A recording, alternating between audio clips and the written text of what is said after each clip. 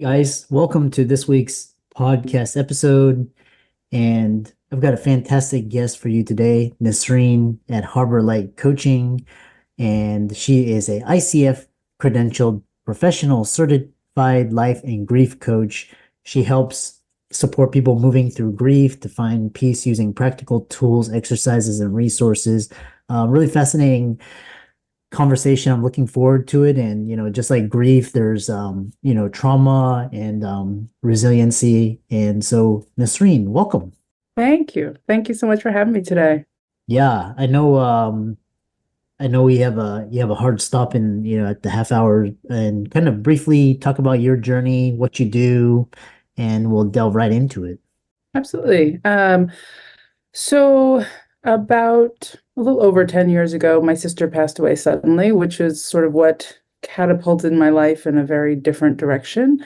Losing her was incredibly difficult. I have lots of information about that experience for me and what the grief looked like for me, my journey looked like.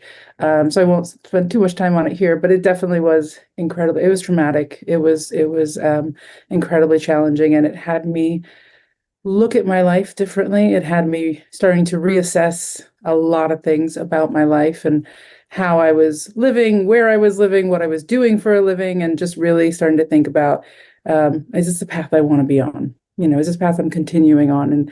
And how to make some real fundamental changes. So um, again, kind of keeping it brief, I moved into coaching, mostly like leadership coaching, personal coaching, but then I found out about grief coaching and decided personally to work with a coach and found it so incredibly helpful that I decided to dedicate my time and energy and got special training and certification and have pursued the grief coaching path for quite a while.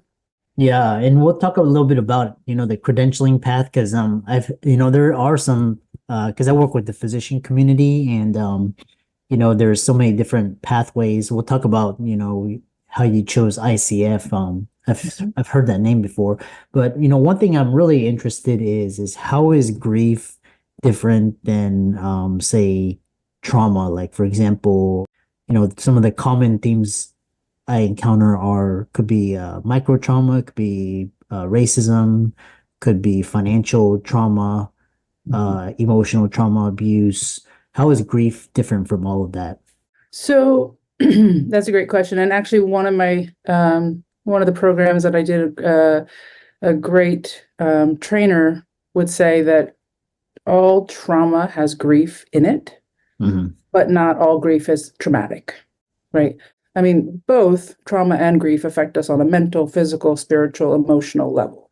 It's a very all-encompassing, but trauma is specific in the way that our brains kind of freeze, can't process, right? Our nervous system is sort of outside of the ability of really processing what's happening and understanding that we're safe and that we're not at risk. And so when we're experiencing trauma, our brains don't process that the moment has passed and we are okay in this moment.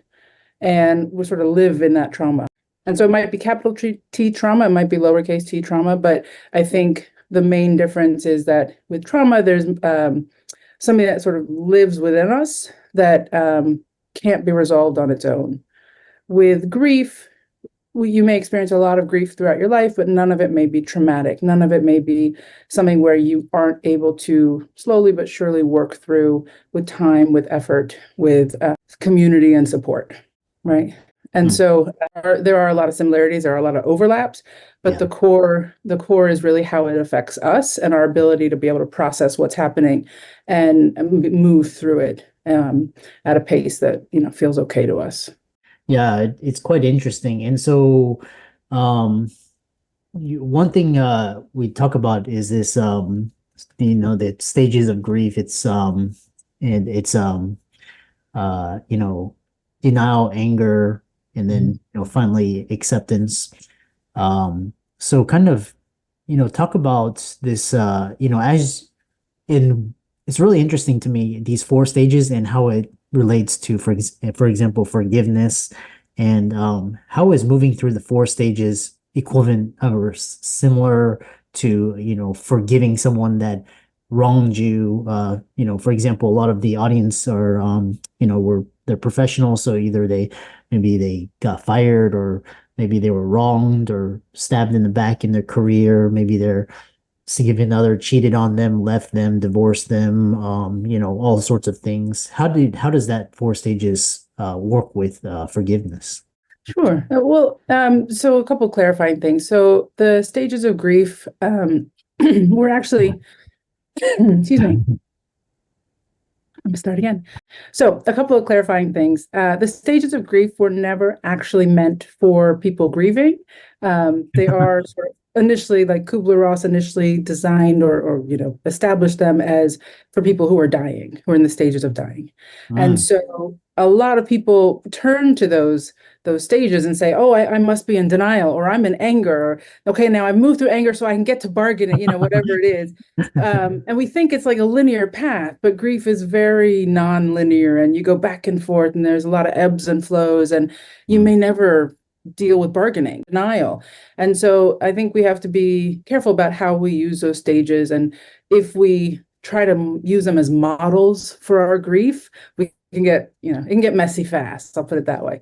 But in terms of forgiveness, I think there's a lot to be said about forgiveness, particularly when we were wronged. We feel the loss. We feel yeah, somehow that we were wronged in a situation.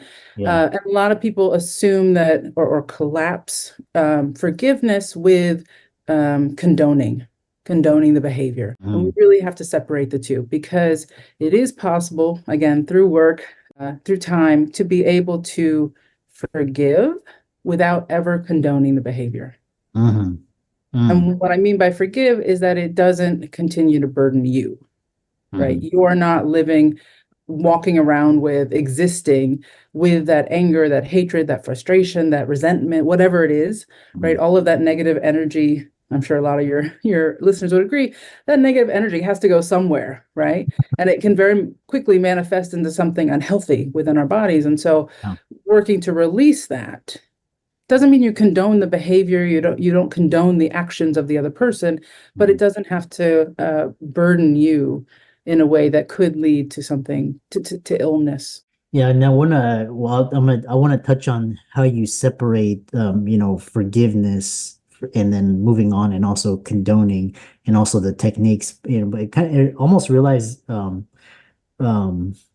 it makes me remember because I've been talking to a lot of other healers as well, and you mentioned it very quite succinctly or correctly that it's not a destination. You're always healing, and you're always in transformation, and it's not this like. And I love this how you're like moving back between stages, and it's always a continual process. It's not like a linear path that we kind of make it objectify it, and but so which brings me to my next question is this idea. How do you separate not condoning the behavior and forgiving and moving on? And you talked about what was really interesting, as you said, releasing the energy. How do you, I've studied this, so like, my we've all been wronged, we've all been so in this idea of releasing, it just seems so foreign to me, because it's like, how do you know you're being, so I'm curious to hear your thoughts. Sure. Different for everybody, Yeah, right? And it's probably different on, many levels in terms of what that person experienced, how they generally deal with emotion, what they're actually feeling. yeah, But I do talk to a lot of my clients who are grieving, who are very angry, right? They feel robbed of their time with their person, right? So they feel wronged by the universe, by God, by life, right? mhm, So a little similar, but different circumstances, right, to what you're referring to. And I think part of the work to be done is to release that anger, is to express it, is to verbalize it, is to physically do something. I talked to a lot of clients about things like rage rooms and, break, like finding a place to just break things, breaking glass, like doing some punching a pillow, taking a kickboxing class, martial arts, whatever it is, however you can release some of the anger, first of all, on a physical level, and mhm, then on an emotional level, a mental level. Our minds tend to ruminate and focus on that. Oh my God, I can't believe they did this. I can't believe they said this. I can't believe this happened. Part of it is that we want to take whatever ownership there is to be taken, Mhm. whether that's we did something within the relationship, whether that's we maybe didn't have a really strong contract with that business partner and then they wronged us or they took, our client, whatever it is. Where can we own some part of it so we don't feel fully victimized? Mhm. And even if it wasn't quote unquote our fault, I'm not talking about fault, right? I'm talking about like what can we own and what can we learn so that in the future we don't do it again. Um, so part of it is that too, is that working through like, can I own any of this? And if so, what? And what can I learn from it? And then also, there are, different techniques and tools to help stop some of the rumination or to help kind of put you on a different path, mental different things, try to use different techniques. One of my favorites is actually called the positivity ratio. Are you Uh-huh. familiar with that?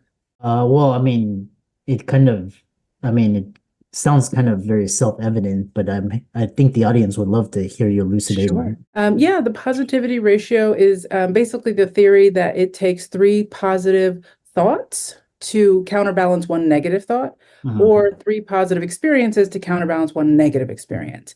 And so if you've had one very serious, intense negative experience, Mhm. every time you think about it, you're thinking all the negative things that happen and you're repeating it in your head and you start to ruminate. And so it's growing bigger, right? Getting deeper. And so one way to counterbalance that is to try to think of three positive things. Even if it's not like about that person or about the situation, it Mhm. might just be I learned how to be more resilient, right? More resilient. I'm Mhm. learning Mhm. how to avoid these mistakes. I'm learning how to recognize certain things in people. I'm learning my own strength, right? So it may not always feel like I can find something positive in this situation, but it might be sort of an overarching idea of there is something that I can gain from this. So I think there are certain tools and techniques that we can use to kind of help slow the rumination, help bring us back to maybe a more neutral ground. Mhm. So yeah, so I think there's a lot of different steps, and it takes a long time. I'm not gonna lie. I think there's a lot to be repeated. It's almost like going to the gym, right? You're building new muscles, you're learning new things, so it takes a while to see the effects of it. But once you do, oh well, glimmer of hope, right? Then there's a little bit more, and it gets a little easier and more habitual, and then after a while, you realize I don't have to again be burdened by this. I don't have to carry the weight of it anymore. Yeah, I love that. It had so many questions while you were talking, and so one question. I love this idea of you mentioned owning, and then taking ownership. You are part of the problem too. It's not just and I love that, and also just kind of changing the story, changing the pathways. I'm curious if you have any thoughts on for example, meditation, and also I've heard like some people, because the trauma or the energy gets trapped in certain areas of their body, and so a lot of people go to, like, for example, Reiki or these things, or I'm not sure if you can speak to that, but if these modalities, in your opinion, if you use these or if you've seen these or your thoughts on these. Absolutely. I can tell you, I used quite a bit of acupuncture. I had never done acupuncture, and only just started right before my sister died. So when she died, I went every week, sometimes multiple times a week. Mm, Uh, I more recently did Reiki for a loss that I experienced. I personally don't meditate, but I do a lot of breath work, which is, a form of meditation in of itself. So I think there's a lot of, and there's so many other modalities, body work, to explore. I definitely talk to a client and encourage them to see what works best for them, mm, right? For me, it's a little harder to meditate, but I can do deep breathing anywhere, wherever I go, right? So yeah. some things might be better for certain people than others, but I do think there can be a lot of relief, a lot of support and healing, because you're right, we absolutely carry things, grief, trauma, it lives in our body. Medicine, grief is in our lungs. People feel heavy and it's hard to breathe or hard to be present, like there's a lot of science behind it, and I believe in that. So I definitely recommend and think it's worthwhile to explore all kinds of options. I know Yeah. anything specific for trauma therapists are best suited. There's EMDR, hypnotherapy, somatic work. I mean, I think there's more and more research, more and more evidence of how this really does benefit us. Yeah, and I've also heard of recently, again, this is not a pitch, but I've heard, people experimenting with micro psychedelics to kind of get them into a different state and they can kind of examine the stories and, kind of explore the traumas and heal through that journey, which is I've never tried it, but it's just kind of interesting what, like I said, whatever resonates with you or what you feel is helping you. I know we have a, yeah, we have a you have a hard stop in 4 minutes. One thing people talk about is, or one people, final question is this idea of resentment, holding grudges, revenge. People say that's very unhealthy, and explain to people why it is, because, I mean, it's human nature. So I'm just curious, your thoughts, like, on these topics and ideas in terms of grief and healing. Sure. Well, I'll say this. I think any emotion taken to an extreme can be unhealthy, right?